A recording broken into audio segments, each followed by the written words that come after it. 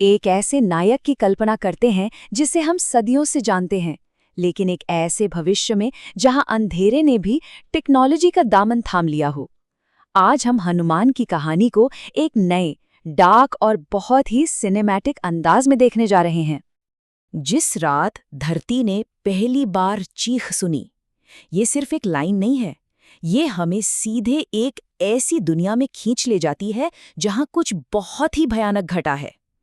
ये किसी कहानी की शुरुआत नहीं लग रही, ये तो एक प्रलय का संकेत लग रहा है। तो साल है 4049 और यहाँ पर ना पुरानी पौराणिक कथाएं टकराती हैं हाईटेक भविष्य से। मतलब एक तरफ तो मंत्रों की गूंज है और दूसरी तरफ क्वांटम साइंस की चकाचौंध। लेकिन असली ट्विस्ट ये है कि इस बार वो पुराने राक्षस भी नए नए दांव पेच सीख कर वापस आए हैं। तो समझ लीजिए, खतरा अब पहले से कहीं ज्यादा बड़ा और कहीं ज्यादा चालाक हो चुका है। तो होता क्या है जब पौराणिक कथाओं वाली बुराई को आज की टेक्नोलॉजी का साथ मिल जाए? चलिए, अंधेरे के इस नए दौर में जरा झांक कर देखते हैं। देखिए, इस पूरी दुनिया की जो बुनियाद है वो एक बहुत ही अनोखे कॉन्सेप्ट पर टिकी है: धर्म, टेक्नोलॉजी। सोचिए, जहां मंत्रों की शक्ति क्वांटम साइंस से जुड़ रही हो। ये सिर्फ जादू और विज्ञान का कोई मामूली मेल नहीं है। ये एक ऐसा खतरनाक संगम है जो नए नायक तो बनाता है, पर उससे भी कहीं ज्यादा भयानक खतरे पैदा करता है। आखिर ये सब शुरू कैसे हुआ? सदियों पहले प्राचीन राक्षसों को कैद करके दूसरे आयामों में बंद कर दिया गया था। लेकिन फिर आया साल 2049, जब इंसानों ने अपनी वैज्ञानिक तरक्की के घमंड में कुछ ऐसा कर डाला जिससे वो सदियों पुरानी मोहरें टूट गईं। और बस 5 सेकंड का एक ग्लोबल ब्लैकआउट और एक चीख, और इसी के साथ वो प्राचीन बुराई हमारी दुनिया में लौट आई। सब कुछ एक इंसानी गलती का नतीजा था। लेकिन ये राक्षस वैसे नहीं हैं जैसे हम किस्से कहानियों में सुनते आए हैं। यहाँ खतरा सिर्फ जिस्म को नहीं है, बल्कि हमारी सोच और आत्मा को भी है। चलिए, एक एक करके इनसे मिलते हैं।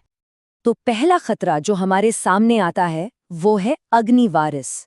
ये कोई साधारण दानव नहीं, ये मांस, धधकती आग और ठंडे मेटल का एक बहुत ही भयानक मिश्रण है। समझ लीजिए, शहर की सड़कों पर चलता फिरता विनाश। इसकी ताकत सिर्फ इसके आकार में नहीं है, नहीं, ये मॉडर्न टेक्नोलॉजी को भस्म ऊर्जा में बदलकर अपनी शक्ति को और बढ़ाता है। सोते हुए इंसानों को आग की परछाइयों में तब्दील कर देता है और अपने ही शरीर से नए नए राक्षस और बायोमेटल ड्रोन बना सकता है। ये सिर्फ एक दानव नहीं, बल्कि एक चलती फिरती हथियार बनाने वाली फैक्ट्री है। लेकिन सोचिए, अगर दुश्मन शरीर को छुए बिना ही हरा दे तो? अगला खतरा और भी ज्यादा खौफनाक है, क्योंकि ये हमला करता है सीधा हमारे मन पर। नाम है इसका कृष्णवर। ये काम कैसे करता है? ये सपनों में घुसता है, हमारे गहरे से गहरे डर को एक हथियार बना देता है और आखिर में हमारी आत्मा को एक कभी न खत्म होने वाले बुरे सपने में कैद कर लेता है। मतलब शरीर तो जिंदा रहता है, पर अंदर से इंसान खत्म हो जाता है। और अब आता है सबसे बड़ा खतरा, एक ऐसा दुश्मन जिसे मारा ही नहीं जा सकता, क्योंकि वो कोई जीव है ही नहीं। वो तो एक विचार है, एक सोच। नाम है अधोछाया, यानी छाया भक्षक। कहते हैं ये ब्रह्मांड की पहली परछाई से जन्मा है। ये डर पैदा नहीं करता, बल्कि जिंदा रहने के लिए हमारे डर को ही खाता है। अब सोचने वाली बात यह है कि ऐसी चीज से कोई तलवार या गदा से कैसे लड़ सकता है भला? ऐसे दुश्मनों के सामने एक पारंपरिक नायक क्या करेगा? वो नायक जिसे हम उसकी बेहिसाब शक्ति के लिए जानते हैं। जाहिर है, नायक को भी बदलना पड़ेगा, सिर्फ शक्ति अब काफी नहीं है। और यही वो पल है जब हनुमान को ये एहसास होता है कि उनकी सदियों पुरानी ताकतें, उनकी गति, उनकी शक्ति अब काफी नहीं है। ये त्रेता युग नहीं है और ये दुश्मन भी पुराने जैसे नहीं है। लड़ाई के सारे नियम बदल चुके हैं। और ये है वो बदलाव। एक तरफ हम उनके पारंपरिक शक्तिशाली रूप को देखते हैं और दूसरी तरफ एक एस्ट्रल टेक योद्धा जिसकी गति 30 गुना और ऊर्जा 100 गुना तक बढ़ चुकी है। ये सिर्फ एक नया रूप नहीं है, ये हनुमान का एक बिल्कुल नया अवतार है जो इस नए युग के लिए पूरी तरह से तैयार है। नए खतरों के लिए चाहिए नए हथियार। उनकी गदा अब सिर्फ एक भारी हथियार नहीं, बल्कि मंत्र और ऊर्जा का संगम है।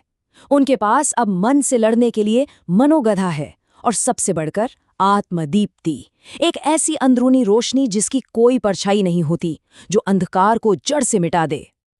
तो क्या ये लड़ाई सिर्फ हथियारों की है या फिर कुछ और?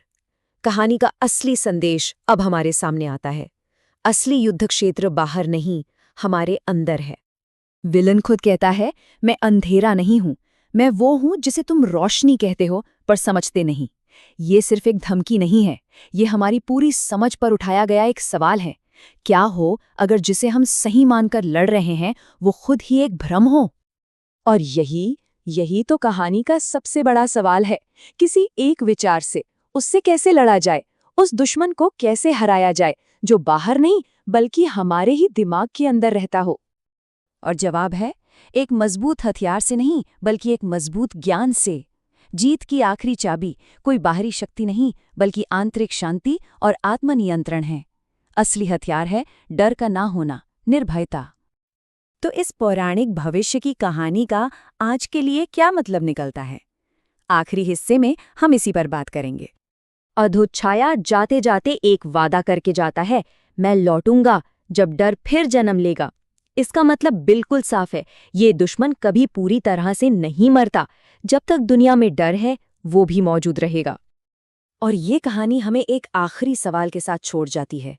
अगर आज के असली राक्षस हमारा डर और हमारा अज्ञान है, तो फिर नायक कौन है? शायद वो नायक हम सभी के अंदर ही कहीं छुपा है।